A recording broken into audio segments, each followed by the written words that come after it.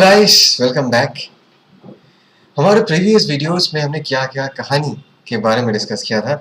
हमने ये देखा था कि अगर हमारे पास एक एसी सर्किट है, एसी सर्किट के अंदर बहुत सारे एलिमेंट्स होते हैं, रेजिस्टर होता है, इंडक्टर होता है, कैपेसिटर होता है। इनके थ्रू जो करंट फ्लो करता है और इनके अक्रॉस का जो पोटेंशियल डिफरेंस है, इनके बीच का रिश्ता कैसा है, इनके बीच का फेज रिलेशनशिप कैसा है, वोल्टेज आगे है या करंट आगे है, इन सब चीज़ों के बारे में हमने डिस्कस किया था। Is that clear?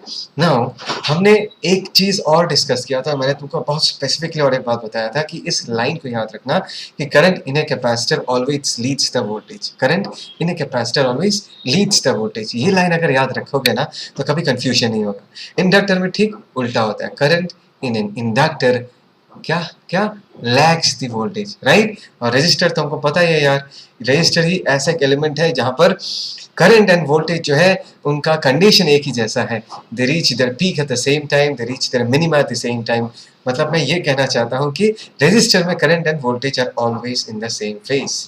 Is that clear? इन चीज़ों को याद रखना बहुत बहुत ज़्यादा ज़रूरी है, बिकॉज उसी के बेसिस पे हम आज के वीडियो को समझेंगे। क्योंकि आज के वीडियो में हमने तीनों को एक साथ कंसिडर किया है। We have considered resistor, inductor and capacitor together in a series circuit. Is that clear? ये हमारा AC जनरेटर है which is applying that alternating EMF, right? तो मैं कह रहा था कि ये हमारा AC जनरेटर है और ये जो है ये हमको ऑल्टरनेटिंग EMF प्रोवाइड कर रहा है। इस सर्किट में ऑल्टरनेटिंग EMF प्रोवाइड कर रहा है और VS का वैल्यू हम लिख के रखते हैं, that is VM sin omega t, ऐसे लिख के रखते हैं, ठीक है ना। Try to understand. VM क्या है? This will represent the peak value of this alternating EMF। चलो मैं यहाँ पर भी लिख के रखता हूँ, that is voltage applied by the AC source is equal to VM sin omega t, ठीक है ना। ये हमने लिख के रखा। और जैसे कि हमने देखा कि यार सर्किट्स में करंट एंड वोल्टेज के बीच कभी कभी फेज रिलेशनशिप एग्जिस्ट करता है, राइट। तो अभी तो हमको पता नहीं है कि फाइनली कितना करंट फ्लो करेगा। ये हमारा पर्पस है। हम ये निकालना चाहेंगे कि ऐसे अप्लाइड EMF के कारण इस सर्किट में फाइनली जो करंट फ्लो करेगा उस करंट और इस वोल्टेज के बीच कितना फेज डिफरेंस है, या वो जो करंट है उसका पीक वैल्यू क्या है, उस करंट का एक्सप्रेशन क्या है। That is the purpose of this discussion.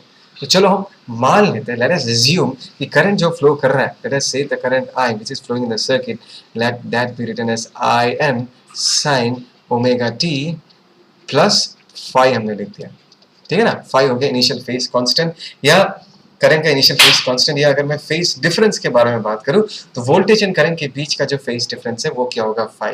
अभी देखो तुम बोल सकते हो सर आपने प्लस 5 क्यों लिख दिया। यार मैंने 5 प्लस 5 इसलिए लिखा है, 5 का वैल्यू पॉजिटिव एंड नेगेटिव आगे जाके हम देखेंगे दोनों हो सकता है। अगर 5 का वैल्यू पॉजिटिव हुआ तो हम ये कहेंगे कि करंट जो है वो वोल्टेज के आगे है। अगर 5 का वैल्यू नेगेटिव है तो हम ये कहेंगे करंट जो है वो वोल्टेज के पीछे है। अगर 5 का वैल्यू 0 हुआ तो हम कहेंगे कि voltage and current both of them are in the same phase, ठीक है। तो हमने ये अज्यूम किया है, राइट। Okay fine.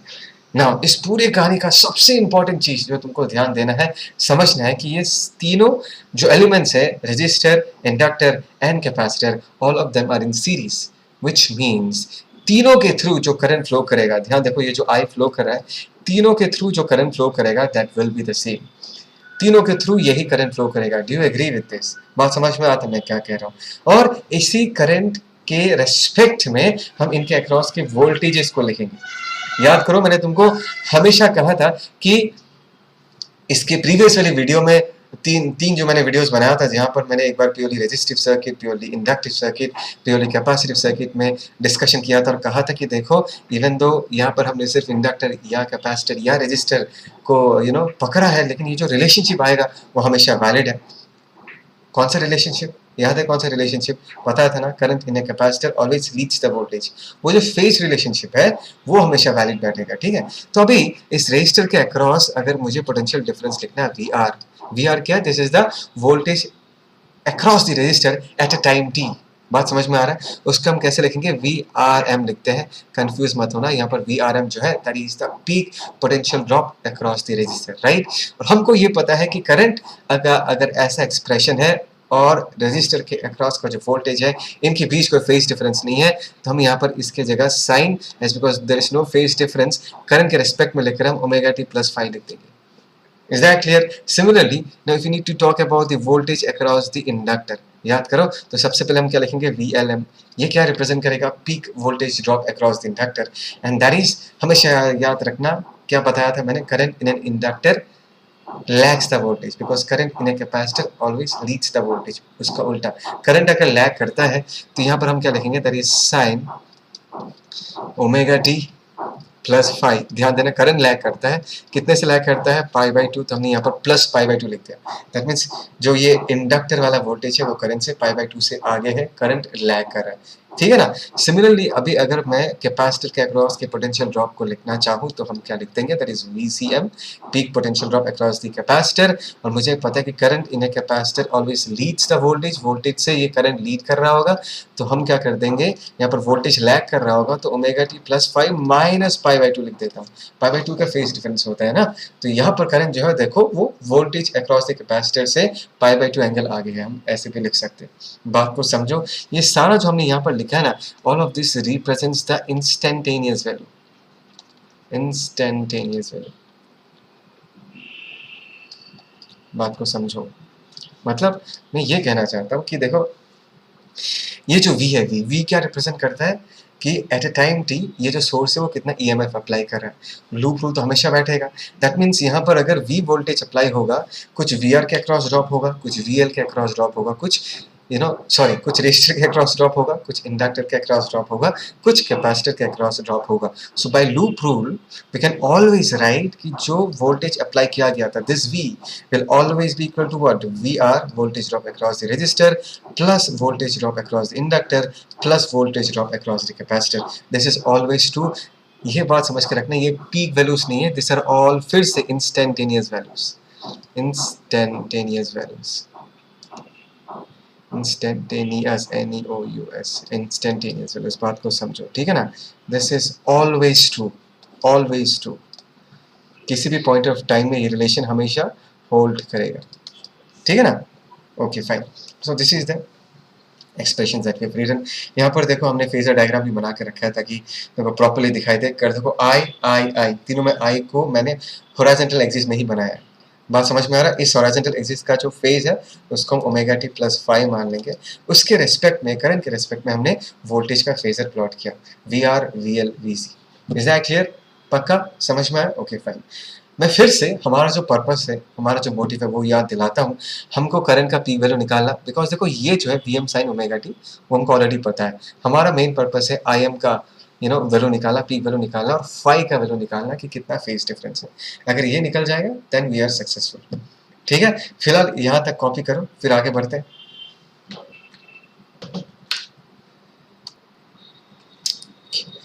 मैं कह रहा था, मैं और एक चीज़ तुमको दिखाना चाहूँगा कि लिख के रखता हूँ, बिकॉज आगे जाके चाहिए होगा। ये जो पीक वैल्यूज है ना, VRM, peak voltage drop across the resistor, across the inductor, across the capacitor, इन वैल्यूज़ को एक बार मैं लिख के रखता हूँ बिकॉज आगे जाके हमको चाहिए होगा। सो यहाँ पर VRM को हम क्या लिख सकते हैं, peak voltage drop, that is peak current, that is IM into R लिख सकते हैं, ठीक है ना। सिमिलरली अगर हमको VLM लिखना है, that is peak voltage drop across the inductor, that is peak current into inductor कितना अपोजिशन, कितना रिएक्टेंस ऑफर करता है, दैट इज XL, ये लिखेंगे। एंड VCM अगर हमको लिखना है peak voltage drop across the capacitor, that is peak current IM into हम क्या लिख सकते हैं, XC लिख सकते हैं। ये मैं लिख कर रख रहा हूँ बिकॉज आगे जाके हम इसको यूज करेंगे, ठीक है ना। तो एज वी प्रोसीड, मैं करंट का पीक वैल्यू निकालूंगा लेकिन मैथमेटिकली नहीं निकालूंगा। हमको करंट का पीक वैल्यू निकालना है लेकिन हम मैथमेटिकली नहीं निकालेंगे इन this case.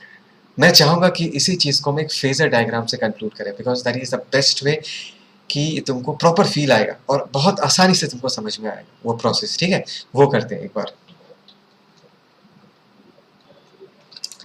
Okay, so in this case, एक minute.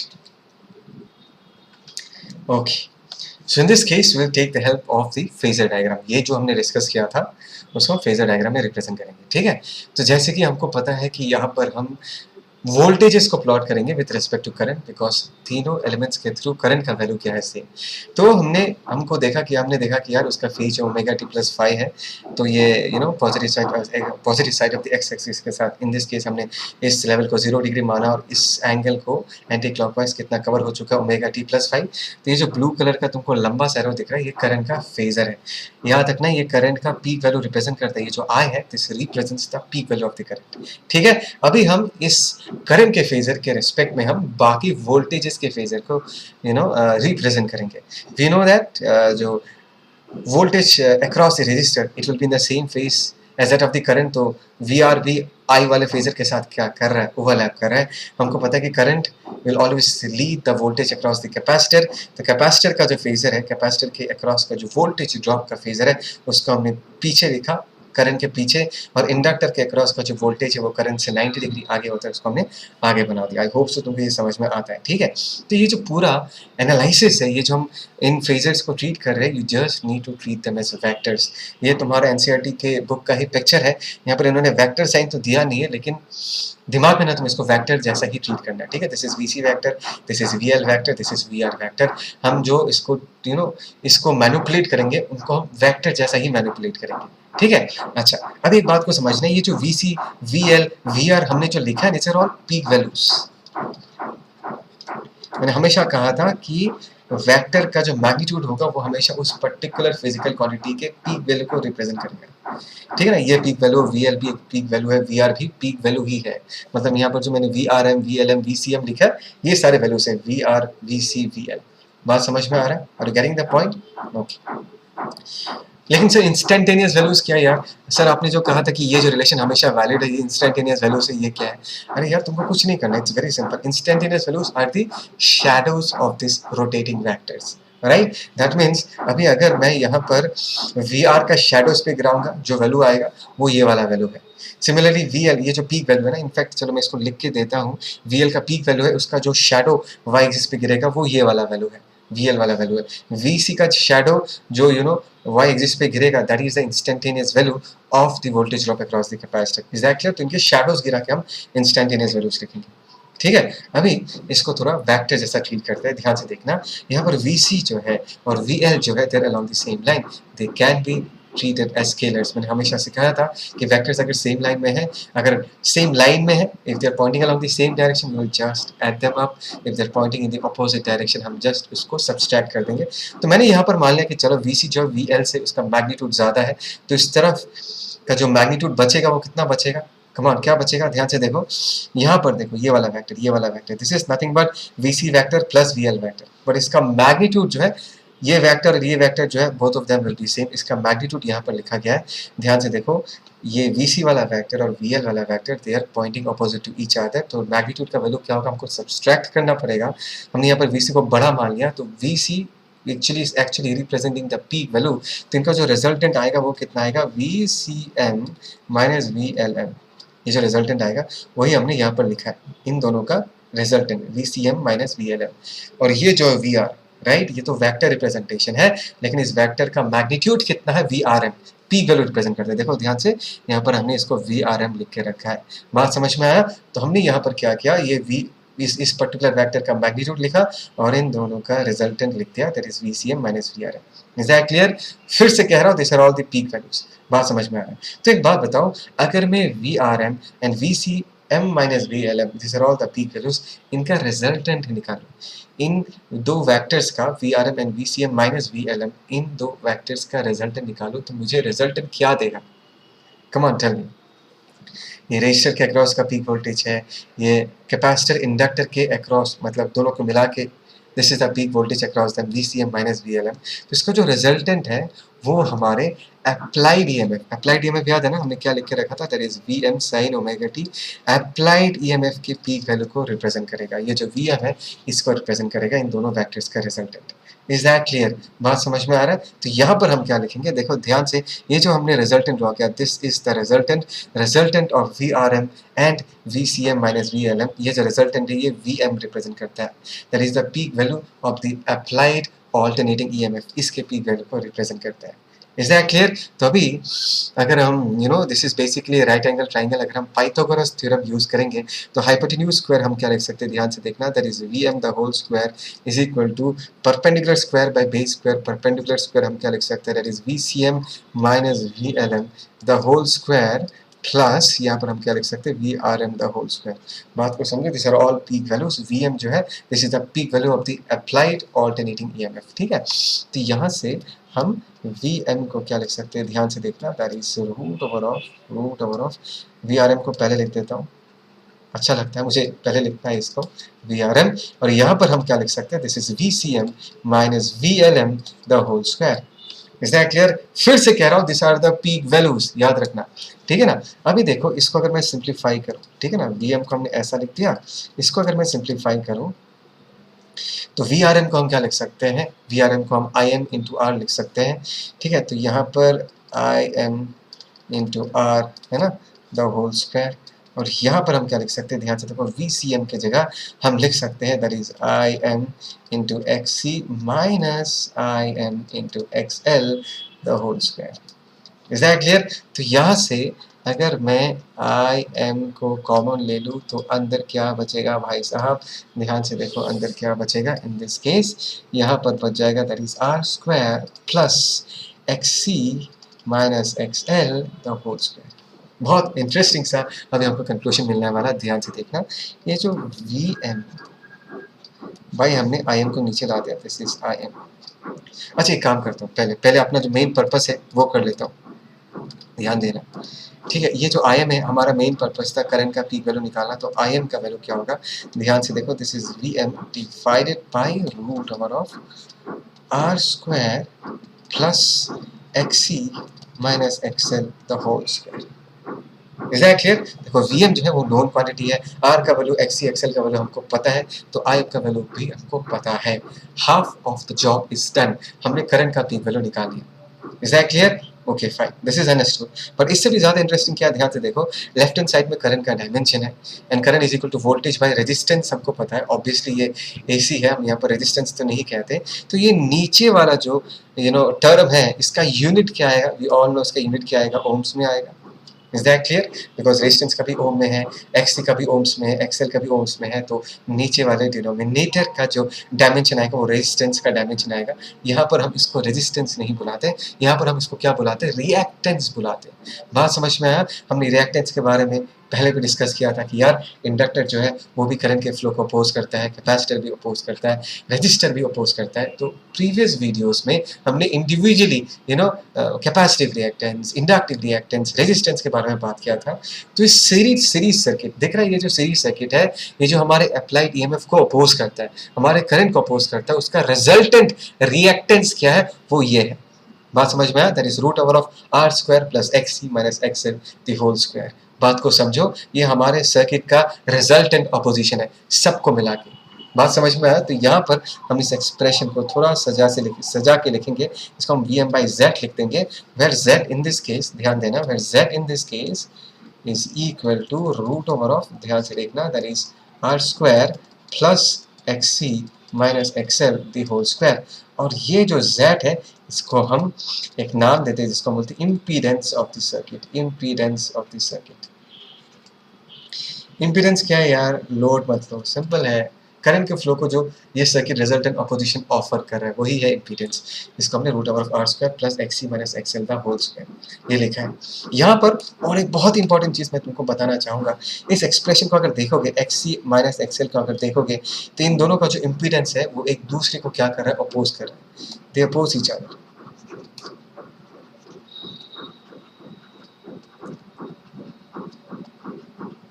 Do you agree with this? They oppose each other. बात समझ में आया? That means they will have a tendency to cancel out each other.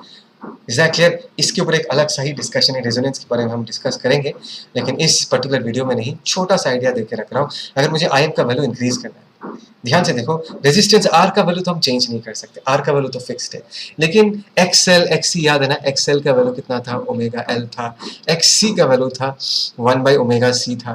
तो एक्सएल एक्सी को हम dynamic resistance बुलाते हैं, मैंने बताया था, बिकॉज हम ओमेगा के वैल्यू को हम बदल सकते हैं। तो ओमेगा जो है, जो कि ड्राइविंग एंगुलर फ्रीक्वेंसी है, इसके वैल्यू को अगर मैं बदलते जाऊँ, ऐसे एक टाइम आएगा जब एक्सी और एक्सएल एक दूसरे को क्या कर देगा, कैंसिल आउट कर देगा।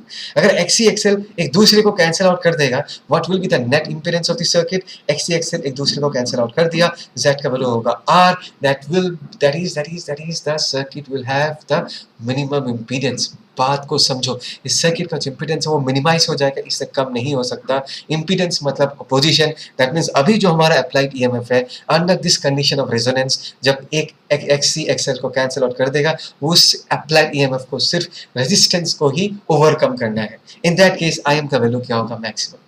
ठीक है, ये थोड़ा सा चीज मैं तुमको बता के रखना चाहूंगा, क्योंकि इसके बारे में अलग से मैं वीडियो ही बनाऊंगा रेजोनेंस को लेके। ठीक है, बस अभी के लिए थोड़ा सा एक आइडिया अपने अंदर रखना। फिर से रिपीट कर रहा हूँ, half of the job is done. हमने आई एम का वैल्यू तो निकाल दिया, लेकिन अभी हमको फेस डिफरेंस निकालना है। क्या निकालना है, फेस डिफरेंस। ठीक है, हम निकालेंगे।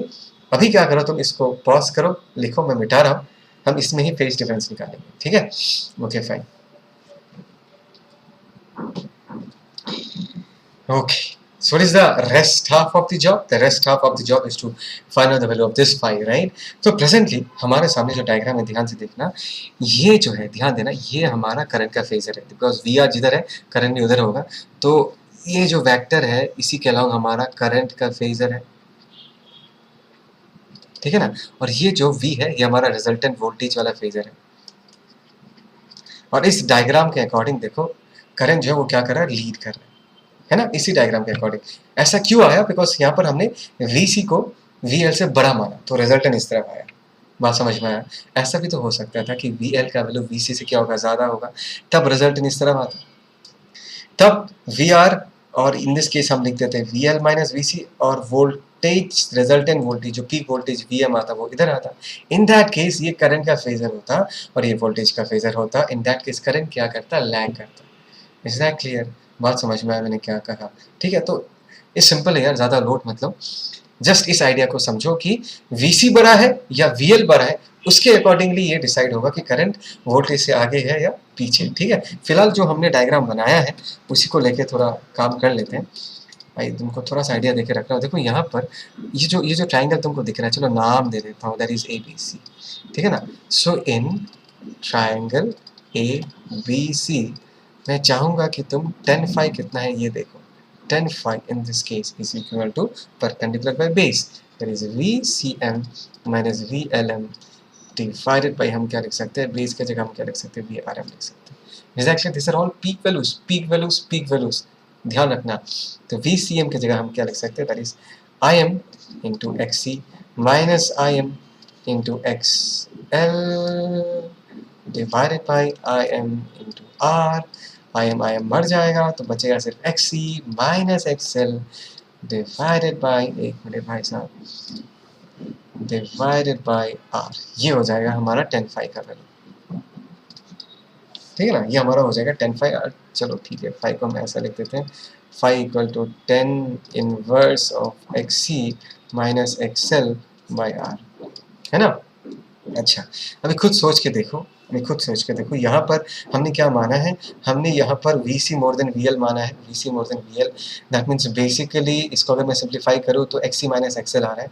तो अगर XC माइनस XL, ध्यान देना, नोट, इफ, एक minute, if XC is more than XL, ठीक है ना, XC अगर XL से ज़्यादा है तो VC will be more than VL। Is that clear? Obvious है, ऑब्वियस कंक्लूजन है। XC मोर देन XL, आई मल्टीप्लाई करूंगा तो VC मोर देन VL हो जाएगा। तो VC मोर देन VL होगा तो रिजल्टेंट वोल्टेज का इस तरफ आएगा, करंट के पीछे होगा, करंट आगे लीड कर रहा होगा। दैट मीन्स करंट का जो फाई है उसका वैल्यू क्या होगा, positive. That means in this case मैं क्या कह सकता हूँ, फाई जो है वो क्या होगा, पॉजिटिव। सिंपल सा है यार, it's very very simple. Voltage का फेजर पीछे आ जाएगा, करंट आगे है तो करंट का फेज, करंट आगे तो करंट का ये ओमेगा टी है तो ओमेगा टी प्लस फाइव है, तो फाइव का वैल्यू क्या हो जाएगा, पॉजिटिव, बिकॉज करंट आगे है। Is that clear? और इन दिस केस मैं कहूंगा that circuit is mostly capacitive, ऐसे बोलते हैं, मोस्टली कैपेसिटिव। ऐसा क्यों बोला मैंने मोस्टली कैपेसिटिव? बिकॉज एक्सएल और एक्सी में से किसका रिएक्टेंस ज़्यादा डोमिनेट करेगा? एक्सी का रिएक्टेंस ज़्यादा डोमिनेट करेगा। दैट इज द रीजन मैं ये कह रहा हूँ कि दिस इज मोस्टली कैपेसिटिव। अब ध्यान से देखो कि if XC is less than XL, try to understand. दिमाग में सोचो, दिमाग में आओ कि एक्सी लेस देन एक्सएल मतलब VC less than VL, VC छोटा वीएल बड़ा। तो खुद सोच के देखो, अगर ऐसा होगा, वीएल अगर बड़ा हो गया तो रिजल्टेंट इन सारे वेक्टर फेजर, वोल्टेज फेजर्स का जो रिजल्टेंट आएगा, क्या बोला मैंने? वोल्टेज फेजर का रिजल्टेंट कुछ ऐसा है। That means resultant voltage VM जो है वो आगे आ जाएगा, करंट पीछे चला जाएगा। दैट मीन्स करंट अगर वोल्टेज से पीछे है तो फाई का वैल्यू क्या होगा? नेगेटिव। बात समझ में आया? फाई का वैल्यू नेगेटिव होगा। So in this case phi is negative and in this case we say that the circuit is mostly inductive because inductive reactance का राज है। Inductive reactance is more dominant in this circuit, so mostly inductive कहते हैं। ठीक है ना? And lastly इसके बारे में मैं ऑलरेडी कह चुका हूँ कि if XC is equal to XL, दोनों वैल्यू सेम हो गया तो क्या होगा? Basically if XC is equal to XL, ये तो जीरो हो गया। बात समझ में? मैंने क्या कहा? इन दैट केस 10 0 0 होता तो फाई का वैल्यू क्या हो जाएगा? फाई का वैल्यू जीरो हो जाएगा and we say that the circuit is in resonance. Resonance तो मैं अलग से पढ़ाऊंगा तुमको, मतलब ऐसा समझ के रखो कि एक्सी एक्सएल एक दूसरे को कैंसिल आउट कर देता है। इम्पीडेंस सर्किट का मिनिमम होता है, that is the current in this circuit will be maximum because the position in the circuit is just the resistance R in this case. समझ में आया? Is that clear? यहाँ तक पता चला है ना? इस चीज को अच्छे से लिख कर रखो। And finally, lastly, इस पूरे RL सर्किट, RLC सर्किट का जो हमने डिस्कशन किया, इसके जो सबसे इंपॉर्टेंट पॉइंट्स हैं वो तुमको बता के रखना चाहूँगा ताकि तुम ये मिस्टेक ना करो। बहुत लोग मिस्टेक करते हैं इसको लेकर। देखो, मैंने हमेशा बोला था कि I naught equal to V naught by Z. मैंने पहले भी बताया था कि पीक वैल्यूज का रिलेशन, यहाँ पर हम पूरे RLC सर्किट के लिए पीक वैल्यू का रिलेशन लिख रहे हैं। तो peak value of current is equal to peak value of voltage divided by Z. हमने जस्ट नाउ डिराइव किया। अगर मैं इसको √2 से डिवाइड करूँ तो RMS का भी ये रिलेशन वैलिड होगा। लेकिन किसी मोमेंट का ये इंस्टेंटेनियस करंट,